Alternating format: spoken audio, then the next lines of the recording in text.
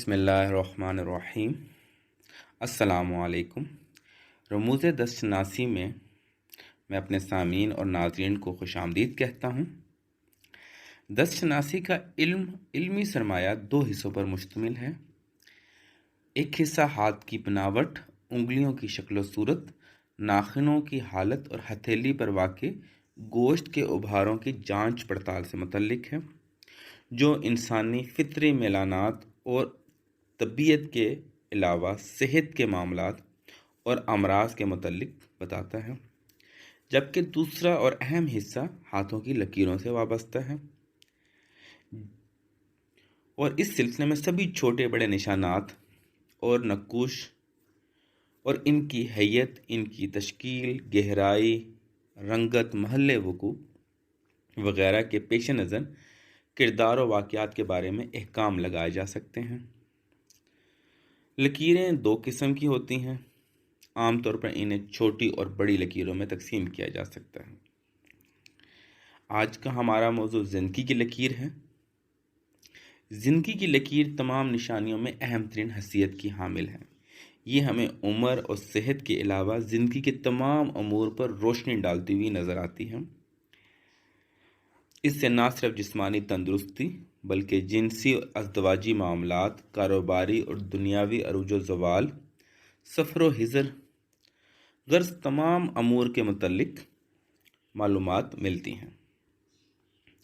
زندگی کی لکیر کی پہچان جیسا کہ تصویر میں ہے، یہ ہے کہ یہ پہلی انگلی اور انگوٹھے کے مابین شروع ہوتی ہے اور انگوٹھے کے تختانی گوشت کے ابھار کے گرد قوس بناتی ہوئی کلائی کے پاس پہنچ کر ختم ہو جاتی ہیں۔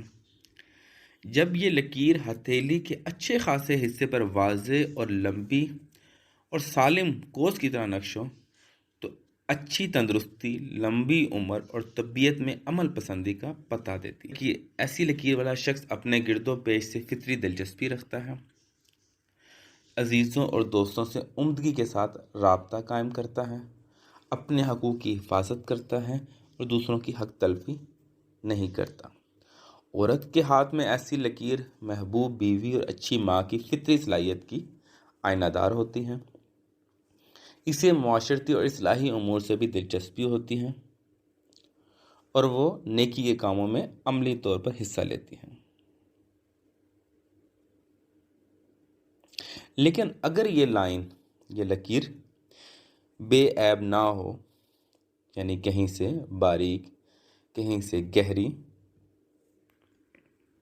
کہیں پہ آڑی ترچھی لکیریں اور کہیں گول دائرے یعنی جزیرہ نما نشانات ہوں،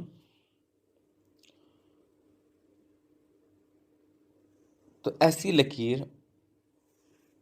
خود غرض اور تنگ نظر انسان کی نشاندہی کرتی ہے، اور بعض اوقات تو یہ لکیر اپنی طبعی لمبائی یعنی کلائی تک نہیں پہنچ پاتی اور نہ ہی یہ مضبوط لکیر نظر آتی ہے۔ ایسا شخص محبت کے سلسلے، ولولے اور طبیعت کی کشادگی سے عاری ہوتا ہے، نہ اچھا دوست ثابت ہوتا ہے اور نہ اچھا رشتہ دار، نہ اس کے دل میں وطن کی محبت ہوتی ہے اور نہ یہ اچھا شہری بننے کی صلاحیت رکھتا ہے۔ وہ کنجوس، لالچی ہونے کے ساتھ پست ہمت اور کم حوصلہ ہوتا ہے۔ ازدواجی زندگی میں بھی ایسے اشخاص شریک حیات سے سچی شادمانی یا سراب زندگی کی امید ان سے کم ہی ہوتی ہے۔ ایسا مرد کم اولاد اور اکثر بے اولاد ہوتا ہے۔ ایسی عورت بالعموم بھانجی ہوتی ہے اور بال بچوں سے دلچسپی اس کے خمیر میں کم ہی ملتی ہے۔ زندگی کی لکیر اگر کمزور ہو تو یہ نفسیاتی اہمیت کی حامل بھی ہوتی ہیں۔ اگر یہ لکیر کمزور ہو تو ایسا شخص اپنے تہی یہ محسوس کرتا ہے کہ اسے سچی محبت اور مناسب توجہ نہیں دی جاتی۔ اگر اس لکیر کے اوپر یعنی زندگی کی لکیر کے اوپر کچھ زنجیر دار اشکال بنی ہوں جو واضح ہوں اور گہری نظر آتی ہوں، ایسے لکیروں کے حامل افراد بیمار رہتے ہیں، علاج معالجے میں سخت ضرورت پیش آتی ہے، لیکن مناسب کوشش سے ان کی تندرستی بحال بھی ہو سکتی ہے۔ بعض ہاتھوں میں زندگی کی لکیر دو شاخی صورت اختیار کرتی ہے، جس کی ایک ٹہنی ہتھیلی کی باہر کی جانب سے نکلتی ہے اور دوسری گرو کے ابھار سے۔ ایسا شخص سربلندی کی آرزو لے کر پیدا ہوتا ہے، مگر بچپن اور ابتدائی زمانے میں اس کی آنے والی عظمت کے بارے میں صحیح اندازہ نہیں ہو سکتا۔ جو ہی وہ ہوش سنبھالنے لگتا ہے تو اس کی فطری صلاحیتیں اور پیدائشی جوہر ظاہر ہونے لگتے ہیں، جیسا کہ تصویر 7 میں ظاہر ہے۔ جہاں سے زندگی کی لکیر شروع ہوتی ہے وہیں سے دماغ کی لکیر بھی نکلتی ہے، جس پہ ہم آنے والے ویڈیوز میں تفصیلی بحث کریں گے، لیکن آج ہمارا موضوع زندگی کی لکیر ہے۔ دونوں لکیروں کا مقام آغاز مشترک ہوتا ہے۔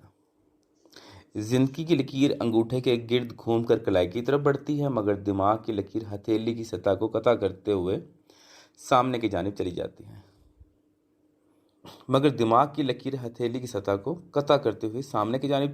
ہے۔ دماغ کی لکیر ذہنی استعداد، دماغی صلاحیتوں اور یادداشت، عقل و فہم، تخیل وغیرہ پر روشنی ڈالتی ہے۔ نیز دماغی تکالیف اور ذہنی امراض کے بارے میں بھی اس لکیر کی ساخت، روش اور دوسرے پہلوؤں سے اندازہ لگایا جا سکتا ہے۔ جب یہ دونوں لکیریں متصل شروع ہوں، یعنی جڑی ہوئی ہوں آغاز سے، اور نصف انچ تک یعنی آدھے انچ تک ایک خط کی صورت میں فاصلہ طے کریں تو یہ اچھی نشانی نہیں، جیسا کہ تصویر 10 میں واضح ہے۔ ایسا تعلق بہت ہی حساس طبیعت کا پردہ فاش کرتا ہے۔ ایسے شخص کو اپنے جذبات پر بہت ہی کم قابو ہوتا ہے اور وہ ذرا سی بات پر مشتعل ہو جاتا ہے۔ اگر زندگی کی لکیر دماغ کی لکیر سے متصل ہو کر 1 انچ تک اندازاً ہتھیلی میں چلی جائے تو ایسا شخص طبیعتاً بدگمان ہوتا ہے، نہ اپنی ذات پر نہ کسی دوسرے پر سے بھروسہ ہوتا ہے۔ جب زندگی کی لکیر دماغ کی لکیر سے علیحدہ ہو اور کافی فاصلے سے شروع ہو، لیکن زندگی یا دماغ کی لکیر سے ایک یا ایک سے زائد شاخیں نکل کر دوسری لکیر سے مل جائیں تو یہ عمدہ ملاپ ہے، جیسا کہ تصویر نمبر 14 میں ہے کہ دماغ اور زندگی کی لکیر ایک فاصلے سے شروع ہو رہی ہیں، لیکن دونوں کے درمیان چند لکیریں ان کو ملا رہی ہیں۔ ایسی شاخیں بے چینی انتشار کی صورت میں اکسیر کا کام دیتی ہیں۔ اگرچہ طبیعت میں بےتابی کا عنصر رہتا ہے، مگر اس کی شدت میں نمایاں کمی واقع ہو جاتی ہے۔ اگر زندگی اور دماغ کی لکیریں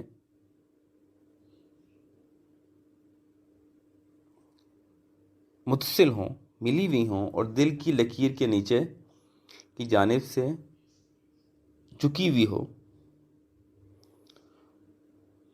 کہ وہ بھی ان سے مل جائے، جیسا کہ تصویر 15 میں واضح ہے، تو یہ نہایت ہی نامناسب ملاپ ہے۔ یہ اشارہ کرتی ہے کہ ایسے شخص کا اختتام ناگزیر حالات، شدید صدمے کی وجہ سے ہو سکتا ہے۔ یہ بتانا مشکل ہوتا ہے کہ یہ عمر کے کس حصے میں ہوگا۔ سب معاملات کو جاننے کے لیے ان لکیروں کی پہچان کے لیے مشق نہایت ضروری ہے۔ بار بار ہاتھ کو دیکھا جائے، ہاتھ کی لکیروں کی پہچان کی جائے، تب جا کے صحیح صورتحال کا اندازہ کیا جا سکتا ہے اور صحیح معلومات حاصل کی جا سکتی ہیں۔ امید ہے کہ آج کی ویڈیو آپ کو پسند آئی ہوگی۔ برائے مہربانی آپ سب سے درخواست ہے کہ ویڈیو پسند آئے تو لائک کیجیے اور نیچے سبسکرائب کا بٹن پریس کرنا نہ بھولیے، اور اپنی قیمتی رائے سے بھی ہمیں نوازیے تاکہ ہم آنے والی ویڈیوز میں بہتر طور پر آپ کو معلومات پہنچا سکیں۔ رموز دست شناسی کا موضوع آسان نہیں ہے، اس کے لیے بڑی فکر، طبیعت میں ٹھہراؤ اور مشاہدے کی ضرورت ہے۔ آپ سب کا بہت شکریہ۔ اللہ حافظ۔